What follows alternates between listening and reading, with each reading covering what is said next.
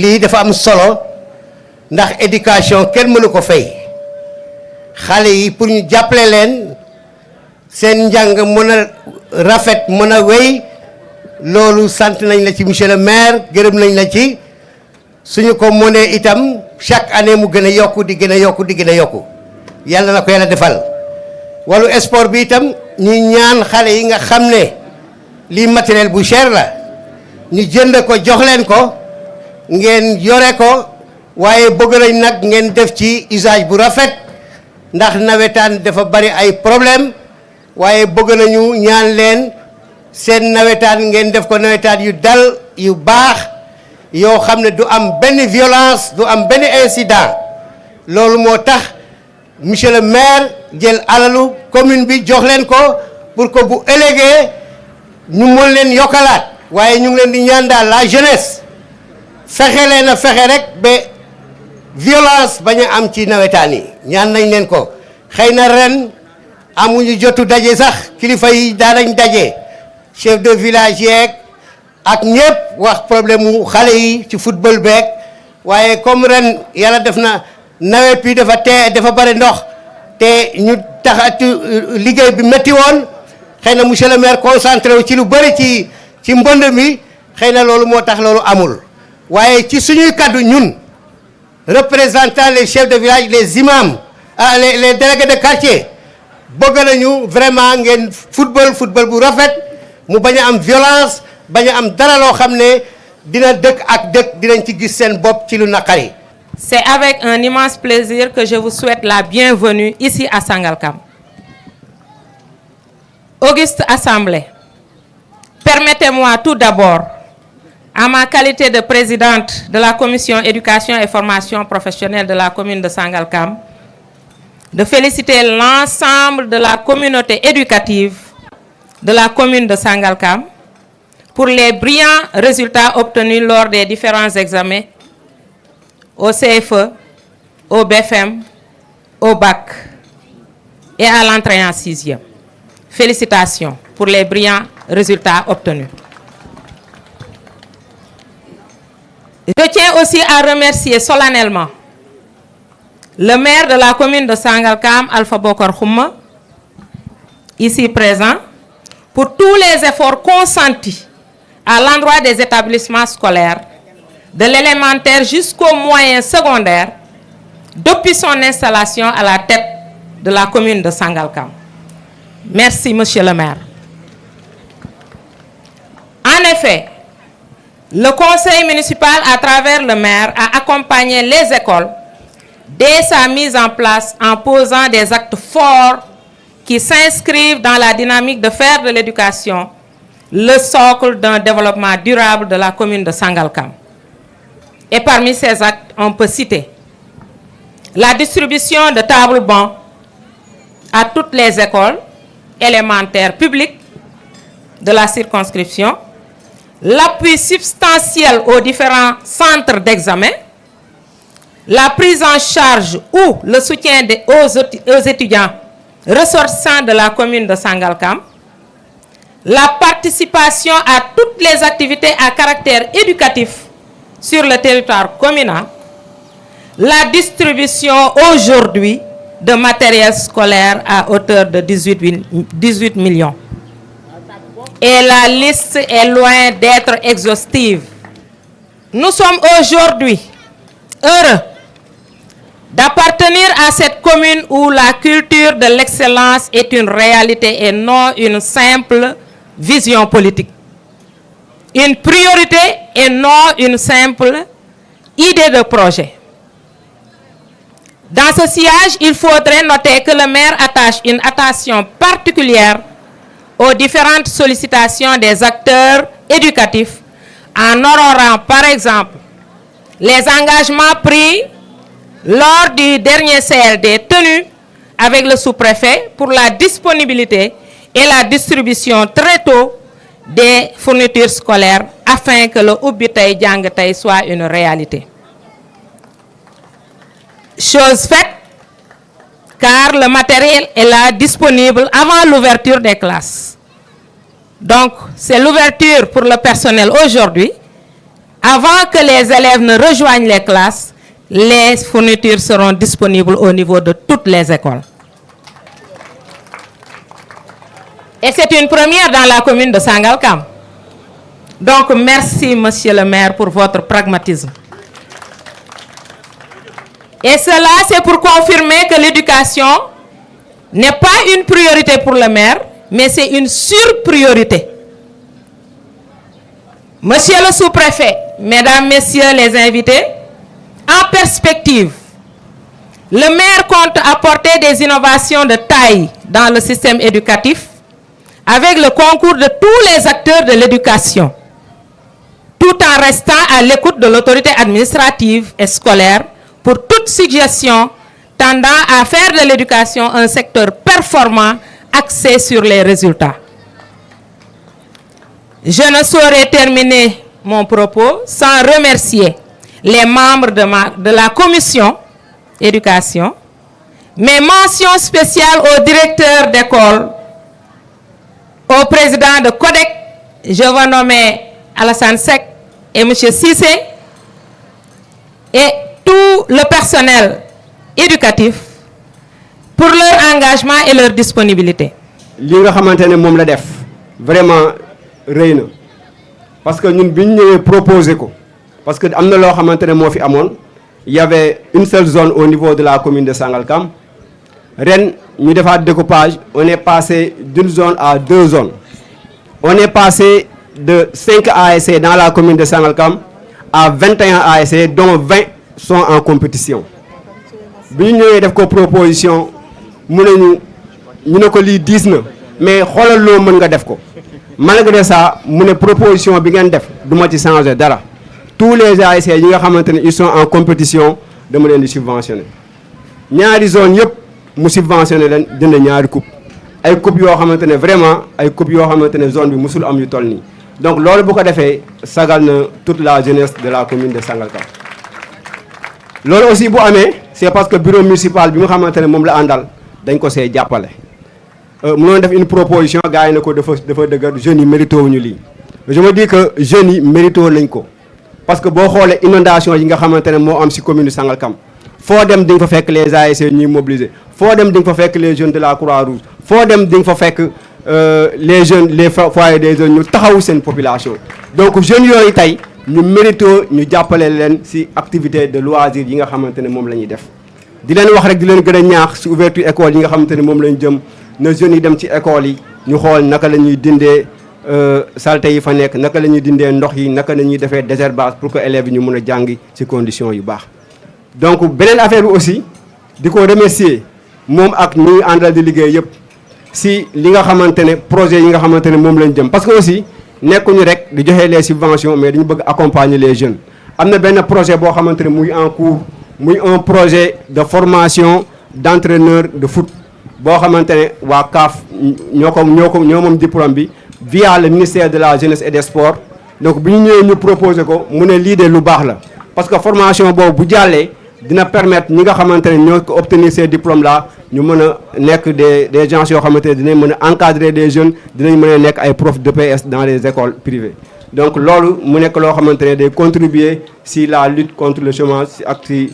chômage ak manque d'emploi bi nga xamante ne moo nekk ci dëkk bi donc di wax rek ne nawetaan yi nga xamante ne moom lañ jëm di gën a ñaax tous les présidents d'ASC yi fi nekk nañu gën a góorgóorlu tàmbali nañ ko ci bismillahi rahmaani rahim amaguñ ci benn jafe-jafe ñu continuer noonu ñu mën a jouer finale yi et que l'année prochaine ñu mën a amaat lu mel nii. commune Sangalkam une jeunesse malsaine nekku fi jeunesse boo xam ni xam na fi muy bëgg a dem moo fi am parce que daaw def na nawetaan sans violence te ren tamit. am nañ yaakaar que ni dinañ ko def sans violence parce que man miy wax ak yow sama équipe toog na te damay fair play continuer jàppale mouvement bi ba mouvement bi def li mu bëgg a def may wax lii bëgg a monsieur le maire defee du bett les présidents d'ASC parce que maa ngay dégg sànq si ay kàddu ma lay wax ni rek amoo président d'ASC yu xam ne c'est juste pour 3 mois mouvement nawetaan vous avez des acteurs de développement yoo xam ni wane nañ ko te nawetaan ñëwagul ñoo nekk fii nekk ay président d'ASC lii dañ koy rafetlu parce que toujours ñu ngi si internet bi mais mun nañ wax ni vous êtes le premier maire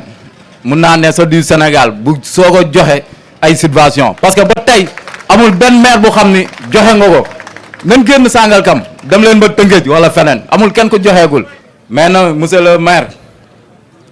mënuñu jël jeexal kàddu gi te du la wax tamit li xam ni ay jafe-jafe yi xam ni même bu tegul bu dul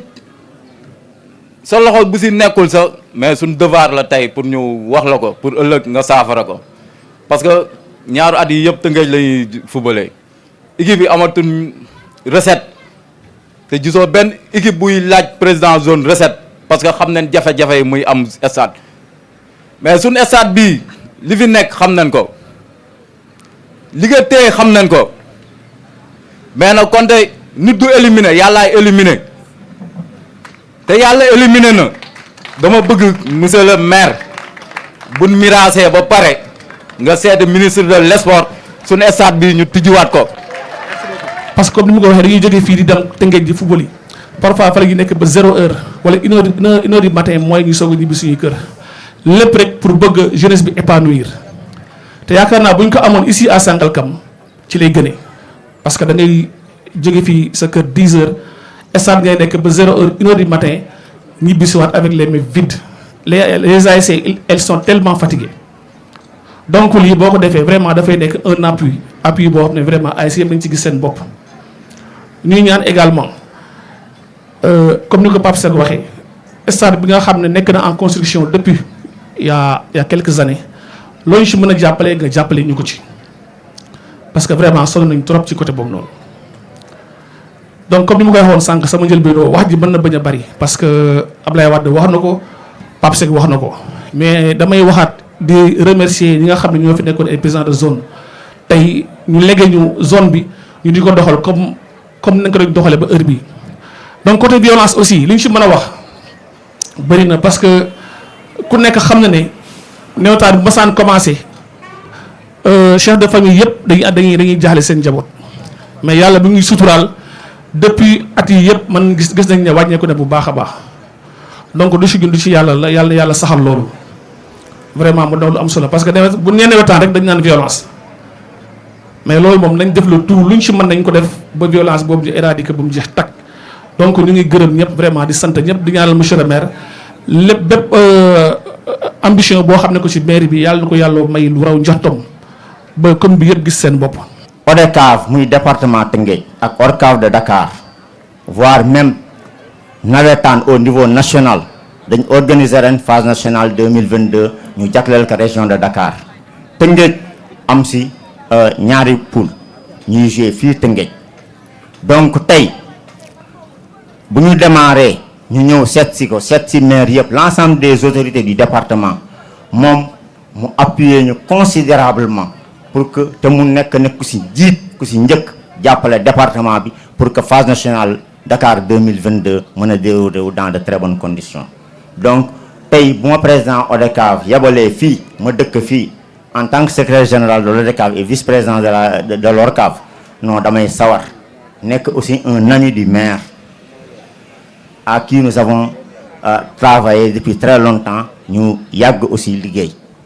muy ko xam li ñuy dund bokk si ñun donc tey bu defee lii bokk si ñuy njëkk a joxe subvention si département Tëngéej non du ñu jaaxal parce que xam nañ ko xam ne lii ASC yi dund donc maire merci kaddu yi mu ngi gudd en tout cas je voudrais revenir un peu sur les difficultés infrastructurelles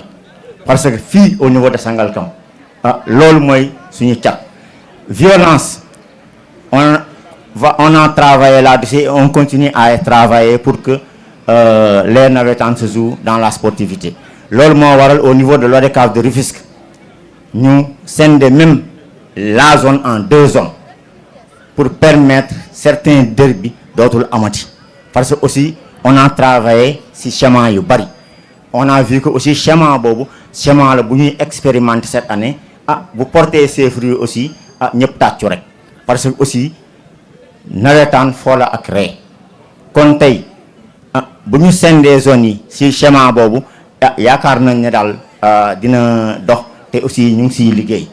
Ce lundi 3 octobre le maire rencontre la communauté. Cet important rendez-vous peut être décliné comme un des axes de la redevabilité qui lie tout maire avec ses administrés. Engagement et proximité pour la satisfaction des attentes des populations, je serais tenté de dire. S'inscrivant dans la continuité, le maire de Sangalkam entend prendre à bras le corps les préoccupations des populations, nonobstant les obstacles se dressant sur notre chemin. Ce serait une excuse facile de vouloir convoquer les difficultés de trésorerie et autres impondérables pour se dédouaner. L'équipe municipale de Sangalkam l'a si bien compris qu'elle n'a pas chômé depuis l'installation du maire Alpha Bokar Houma. C'est donc un secret de polichinelle d'affirmer que l'administration, c'est la continuité. Sous ce registre, la commune de Sangalkam a épinglé beaucoup de réalisations à son tableau de chasse en si peu de temps. La commune s'est particulièrement distinguée par sa diligence et sa réactivité pour assister les sinistrés des inondations. Plus de 40 millions ont été mobilisés en attendant la solution structurelle et définitive de l'État. L'assainissement est une compétence de l'État, mais la proximité avec les populations en est une autre. À ce jour, des postes de santé sont en train de sortir de terre. En témoigne le poste de santé en construction de Noflay, la réflexion de celui de Kenyailo et de Kounoum. Des villages comme Yehirat et Keradossar disposeront dans un proche avenir de leur poste de santé. En termes de voies, la mairie s'est illustrée par le pavage des rivières de Noflay, à Noflay, Cité d'Abach, Kenyailo, sans oublier le bâtiment de la route menant à Medinitube. Le foyer de Kenyailo a subi un coup de lifting. Il en sera de même avec le foyer de Keradossar. Le plan d'action prioritaire, PAP, est déjà échafaudé et est la preuve que nous avançons lentement mais sûrement dans l'atteinte de nos objectifs. L'État, c'est la continuité, mais la rupture dans la continuité est aussi une innovation. En témoigne la stratégie développée pour diversifier les ressources de la commune.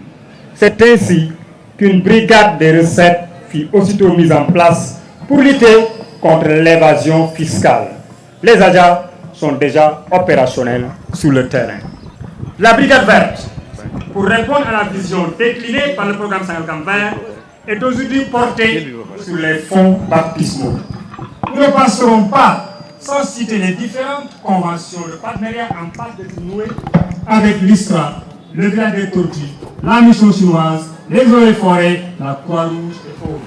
La gestion concertée et inclusive est aussi un indicateur de rupture et d'innovation. Beaucoup d'intellectuels et de sages apolitiques ont été cooptés dans l'équipe du cadre local de concertation créé par arrêté municipal. Un cadre qui donne ses avis et fait des propositions dans la feuille de route de l'équipe municipale. En définitive, nous savons que nous sommes attendus sur les résultats. C'est fort de ce constat que le maire et son équipe ont mis les bouchées doubles pour satisfaire les doléances des populations de l'espace communal de Sangalkam.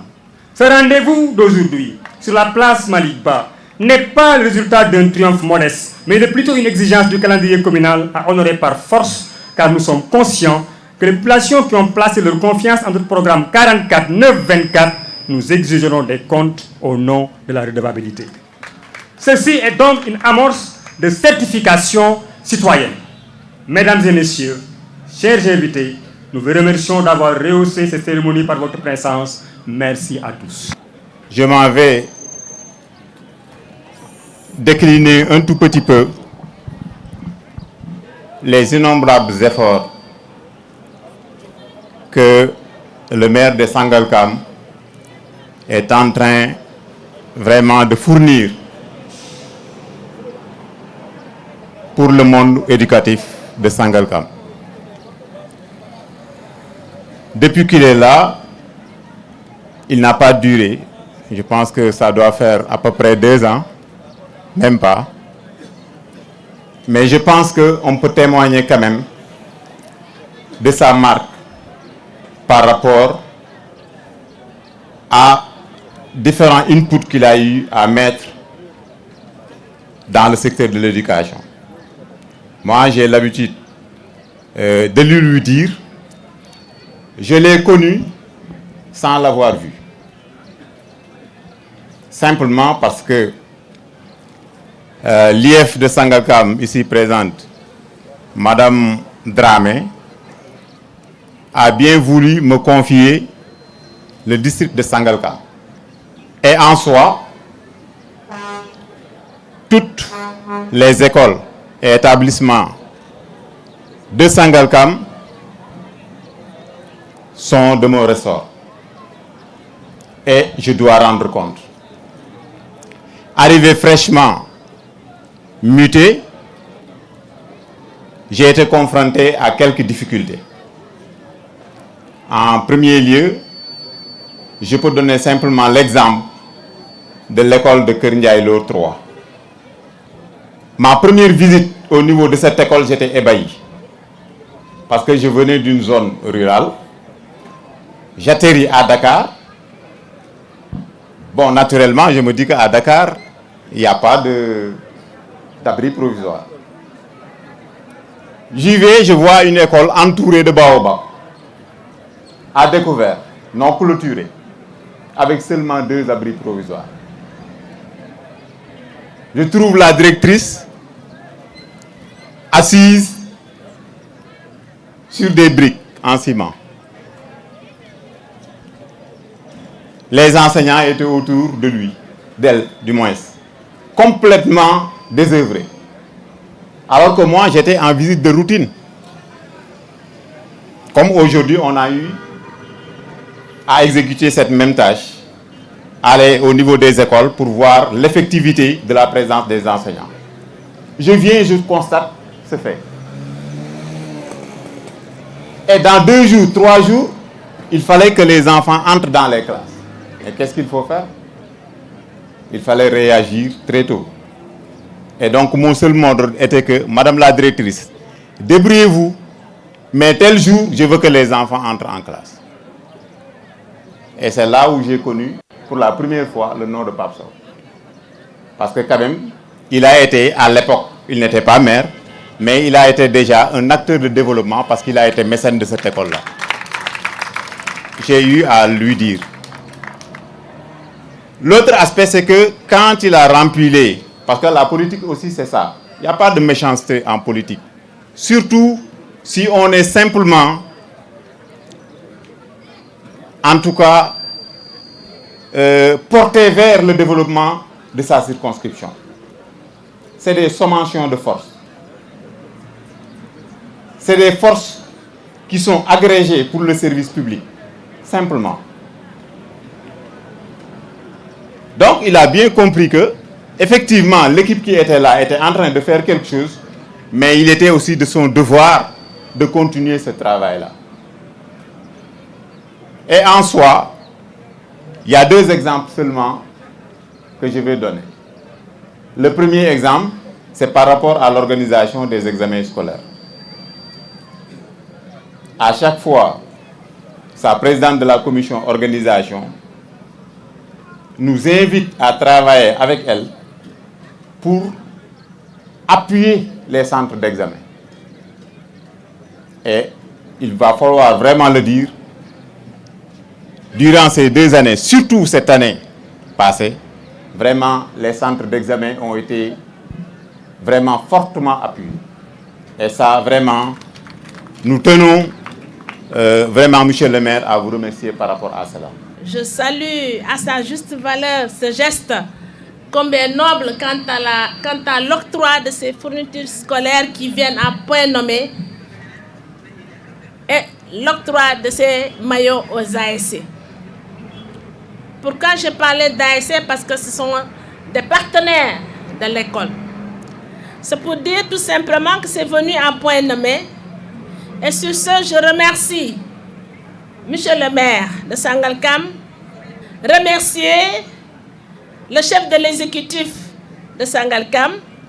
remercier tous les acteurs ici présents.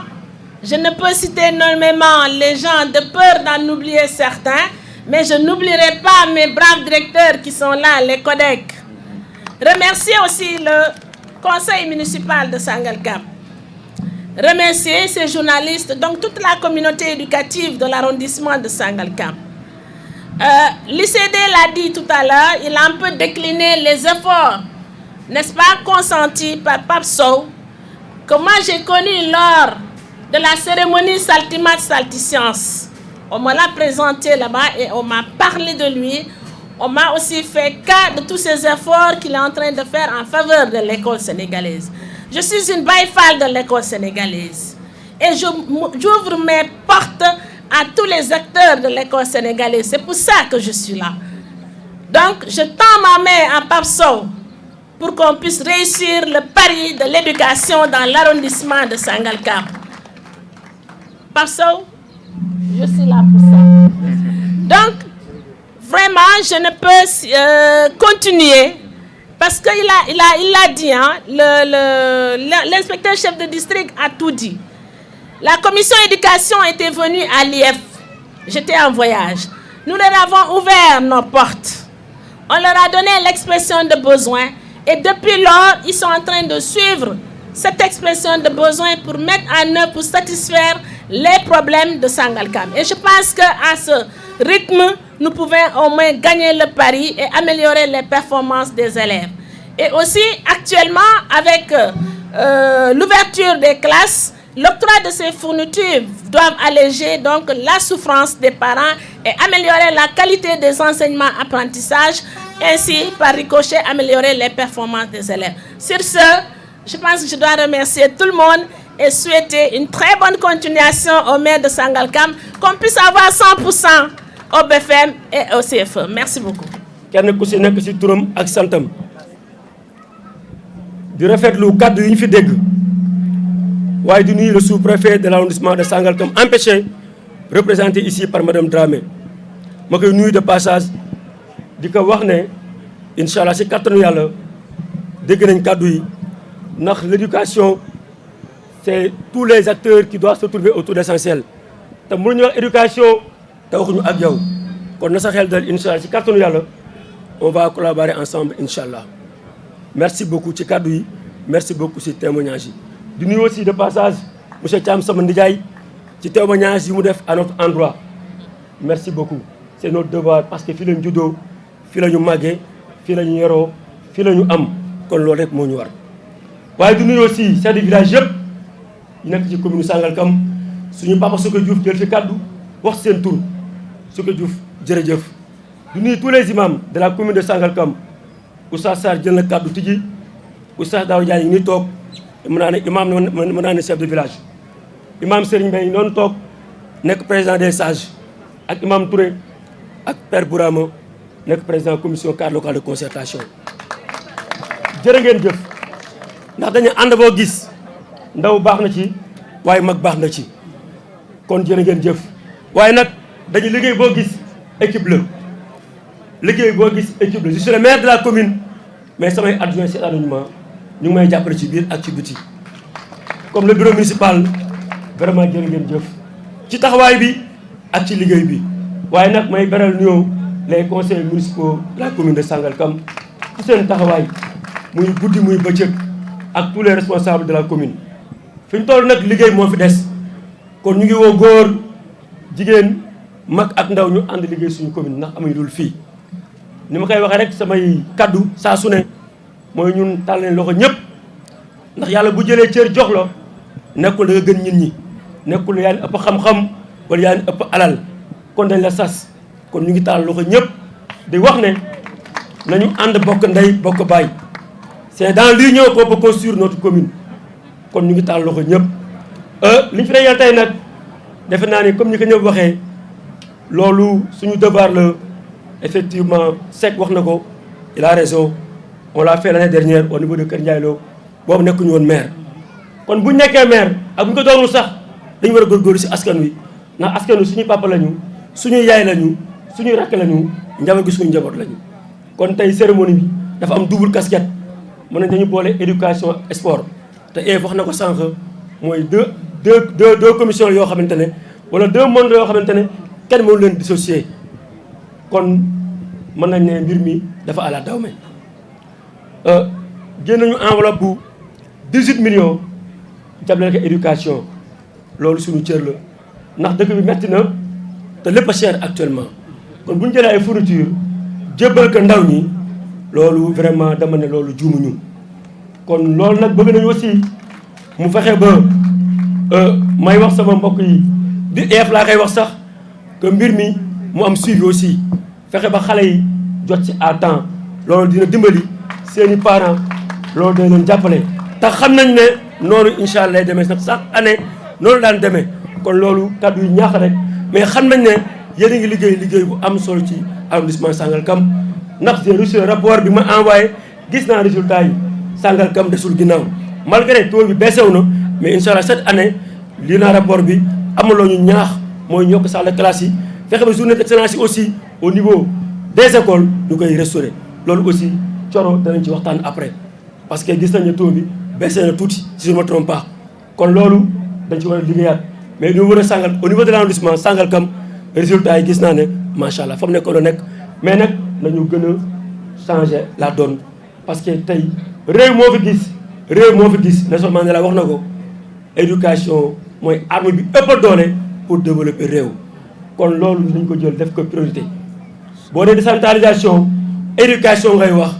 newaat éducation newaat santé newaat leneen kon ñun suñu priorité suñu programme 49-24 dañu jël éducation def ko au cœur de notre programme te ak dañu war a tey traduire na ko di sant ñëpp di gërëm ñëpp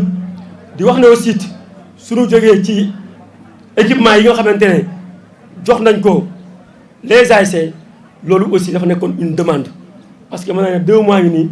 les présidents yi ñu toog ñu may woo monsieur le maire foo toll daaw nag matawul suuf am na ay mouvement yu bari fi nekk mais kenn ku ci nekk nañu toog ñu waxtaan incha allah dana la jàppale mouvement associatif yëpp le club de basket et tout ñoom ñëpp incha allah ci kàttanu yàlla kenn ku nekk di nga jot li nga war a jot xëy na tey cérémonie bi dañ nekk ci ay nawetaan dañu convoqué les présidents d'ASC pour accompagner leen mais mouvement yi fi nekk aussi bu ñu paree dès demain incha allah dañuy continuer liggéey bi kenn ku nekk enveloppe bu ñu la war a jox ñu jox la ko ñun amuñu fu ñuy féete ñun ñëpp la ñu àndal tout le monde sportif kon loolu dama leen di rassurer parce que am na ñoo xam ne dem interpellé monsieur le maire ndax ñun si lañ bokk ñëpp si lañ bokk incha allah ñëpp di leen jot si kattanu yàlla ñu ngi sant ñëpp di gërëm ñëpp defetlu kàddu ñu fi dégg yëpp di remercier aussi sama cabinet DC jël na kàddu mën nañu 7 mois 8 mois lañ fi def mais li mu fi wax dal na xel ñu ne duñu communiquer dañuy jëf dañuy liggéey ndax politique nit ñi résultat lañ soxla liggéey rek boo liggéey jeex na bi ma xëyee ba fi may wax ak yéen nii jëlagu añagu ma sax mën naa ne ndax dama xëy nekk ci tali cité enseignant bi ku gis cité enseignant ni mu mel école ngi tëj ñu jëm si gàmmu ñu yëg si ay saret di fa dem métti na mais tey bu dem cité enseignant da ngay dawal sa oto ba essayer Kébé loolu moo tax sax ma yéex a ñëw looloo tax sax tey dañu xaw a fatigué mais askan wi jaral nañu ko parce que ñun ñoo engagé wu laaj seen baat kon tey ñun seen taalibe lañu ñu ngi sant ñëpp gis nañ kilifa yëpp mënuñu tudd ñëpp mais képp ku fi teew muy góor muy jigéen muy mag muy ndaw ñu ngi lay jaajëfal di wax ne rek lii ñoo fait la force bu ñu àndee lu ñu song daan ko kon maa ngi taal loxo ñëpp di sant ñëpp di remercier la presse di wax ne bëgg nañu tudd ñëpp mais mënuñu tudd ñëpp ku ñu tuddul ñu ngi lay fekk fa nga toog jox ko loxo vive la commune de Sangalkam je vous remercie de votre attention.